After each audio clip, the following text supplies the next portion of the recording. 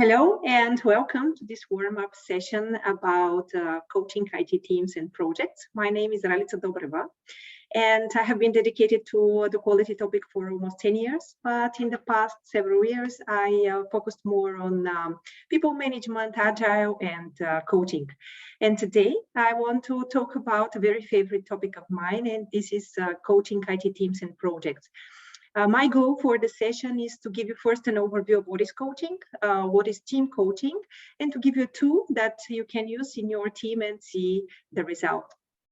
I chose to speak about this topic because from my experience, I know that team coaching can be very powerful about developing the team, about supporting the team to become more self-aware, about motivating the team and creating a learning culture. But let us see how we can do it. First, I will share some things about coaching, and I'm pretty sure that many of you have heard or experienced coaching, but just to be on the same page, I want to say a few things. First of all, it's a development process, and the idea of this process is to help to support the person into becoming more self-aware, into reaching his goal and finding the way to reach his goal. Coaching is a learning process. It's not teaching. It's in the coaching, there is usually a coach, of course, and a coachee. And the coach is somebody who listens very carefully what the coach says on a different levels and observes very carefully. And in the end, the coaching is somebody who asks the so-called open-ended, powerful questions. And the idea of these questions is for the person to open up for new horizons, to become more self-aware, and to define and to realize what he wants and how he can achieve it. But let me show you a very quick demo of what is coaching. I will tell you the story of Mary. And Mary came to me and she was very blocked because on Monday, her manager gave her a very important task. And this task was that she had to prepare a quality status of her team in front of the senior management. She's a senior quality engineer and she's also an aspiring leader. But let's see what is the problem with that. So, hi, Mary. How are you? Hi, coach. I'm really blocked because I have so many things to do and I have a very important presentation to do, but I have several meetings. I also have to create, to finish fixing a feature, and I really don't know how I will manage that. And also I want to apply for ISTA conference. So it's really, I'm absolutely blocked and I don't know how I will do it. It seems like a pretty tough schedule. So tell me, just to be clear for me, what is your goal? And well, my goal is to prepare the quality status presentation until Wednesday, 4 o'clock. I see. And what have you done so far? Oh, nothing. I really don't know from where to start because I had so many meetings this morning and my manager gave me the task this morning. So I really I haven't done anything. And tell me, Mary, what options can you think of in this situation? What's maybe some ways out? Let me think for a second. Maybe. Well, what I can do is maybe I could ask somebody to cover me for some of the meetings that I have. I can give up the presentation, but I won't be happy with that. Oh, I can ask somebody to help me, but it will take more time, I suppose. Oh, maybe about the features that I promised to test, I could talk to Alex and show him my progress so far. And if he's okay, I can finish them on Friday. And I think this would give me a lot of space to concentrate on the presentation.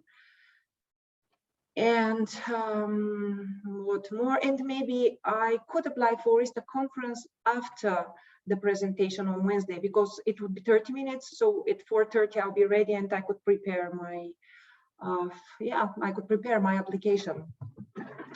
Oh, but that sounds like a great idea. And what do you think would be the first step? What is the first step that you are taking? Okay, maybe now after our session, I will go directly to Alex and ask him about testing of the features. And additionally, I will talk to Vicky and ask her if she could cover me for the meetings. And I think it would be pretty good for her because she would gain some experience and I will have time. So thank you very much. It really helped. So that was a very quick demonstration of how coaching worked. I asked only 4 questions. And with these 4 questions, I could support my coachee in order to find the steps that are necessary in order for her to finish the presentation and to do it in a peaceful and unstressed way.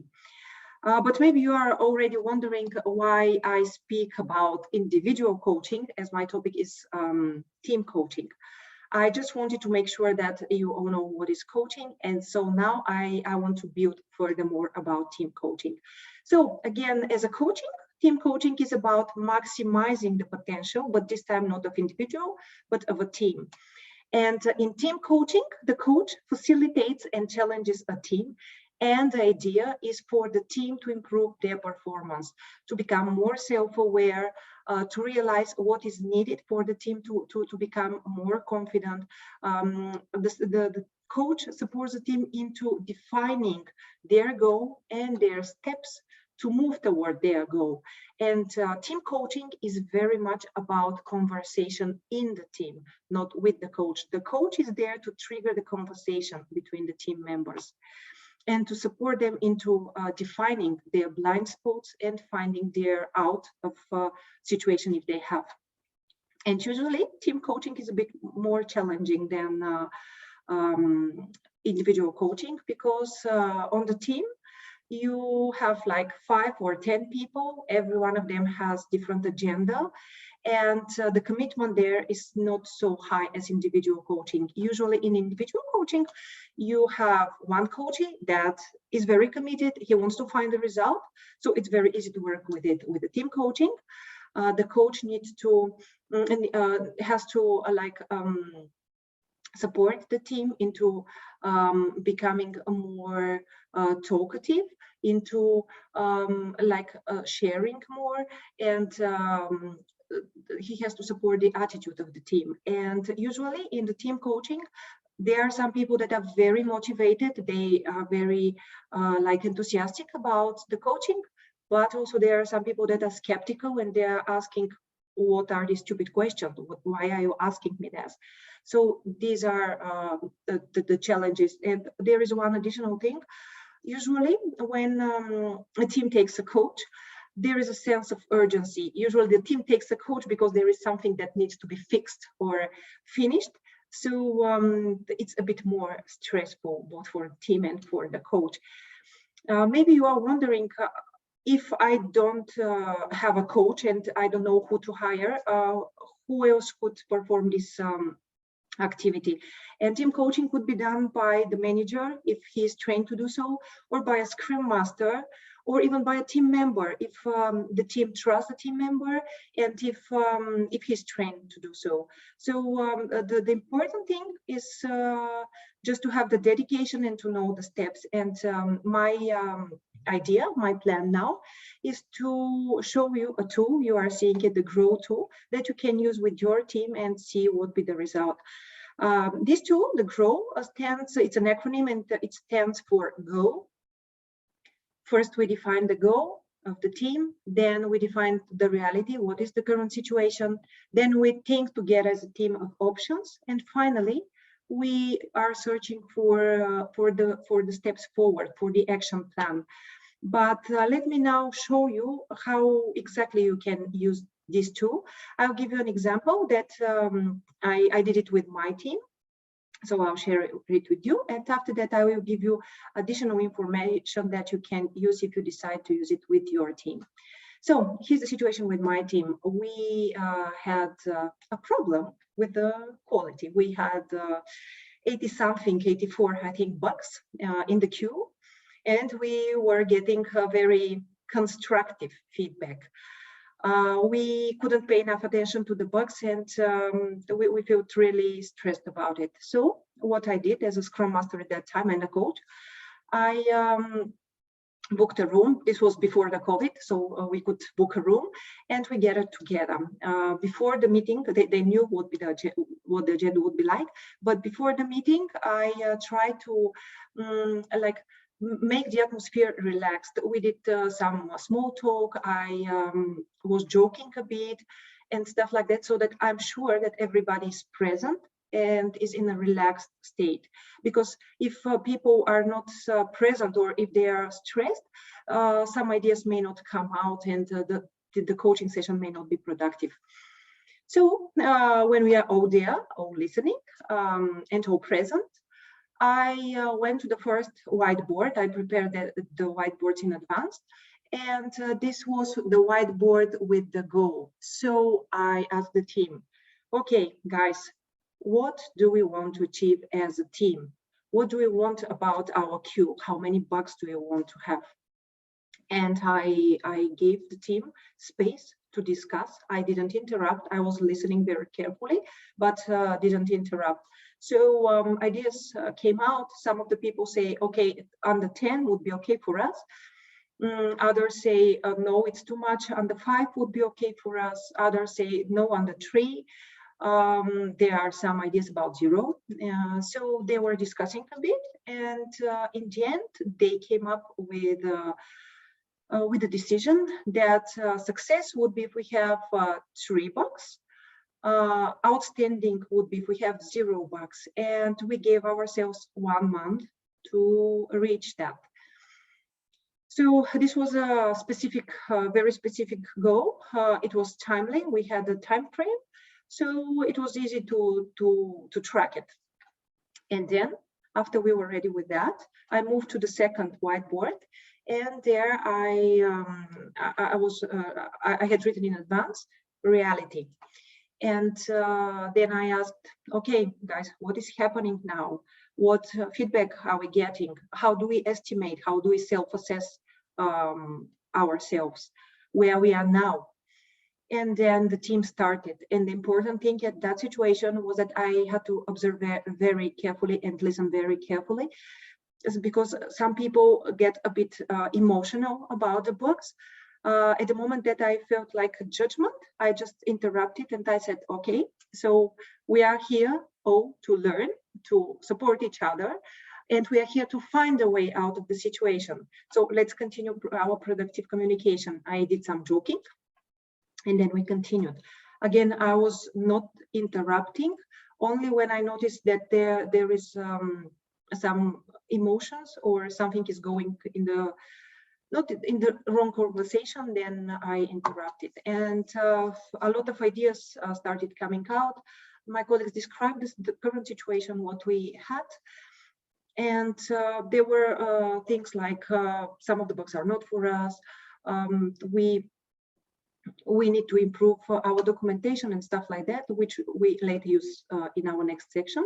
But yeah, we put a lot of ideas, and we closed this conversation. At that time, we were already very tired, so we took a break, like 10 minutes, just to relax. And when we were back, we continued with our next session, our next whiteboard, which is options. So I asked, okay, what can we do now in order to get from where we are to where we wanted to be? We have 84 books, and we wanted to make them under 3. So the idea started popping out. The team was in really creative mode, and they brainstormed a lot of ideas. Some of them were like improving the test infrastructure, refactoring the tests, writing some more documentation. What else was it? Redirecting the bugs that are not for us, for the right component. Somebody checking the bugs and taking out the pattern so that we could analyze it and improve it and stuff like that. I don't remember everything, but there were a lot of ideas. And when we were finished, we moved to the next whiteboard, and it was about actions and about timing. So my question was, what actions are we taking from tomorrow, from the next week, and when we are going to check our progress? So we all agreed that there was again a discussion. I was again only listening and not interrupting. But the discussion was very productive, and we decided that on the next day, no, it was on the next sprint, we'll plan some time for one of the senior engineers and for the Scrum Master to go through the bugs and redirect those that were not for us and analyze the others. Then we planned the improvement of the documentation because we knew it was a problem, and we did some plans and some dates to check them. And in the end, guess what? I'm sure that you wonder if we succeeded or not. Some days after that, I received that pictures in our Slack channel. So my colleagues were joking with me about this session. Actually, we had to repeat this session several times. We also did it in the virtual situation, but in the end, we managed to achieve our goal. We reached 0. It was a bit more. It took us a bit more, not only 1 month, but a bit more. But still, we managed to get to that final goal. And yeah, that was pretty satisfying. After that, we celebrated that it was really great. So now I want to tell you how you can use this tool for your team. First, my recommendation, if you can get it together, it would be best you can go in a meeting room or somewhere outside, whatever you prefer. It's really nice if you can do it. You can take some beer and just to make sure that people are really present and they don't feel stressed or thinking about other things. It's really important for such a session to be working, to have the team concentrated and being here and now. So if it can be live in presenting, it's best. If not, you can use Mural or Miro. And my recommendation is to use cameras and make sure that nobody's sleeping. You can also ask questions and encourage the people to be participating. Actually, it's something very important that I missed saying, that when during our session, when somebody was silent, I was going and asking, okay, Ivo, could you share your opinion here? So it's very important to have everybody present and everybody participating.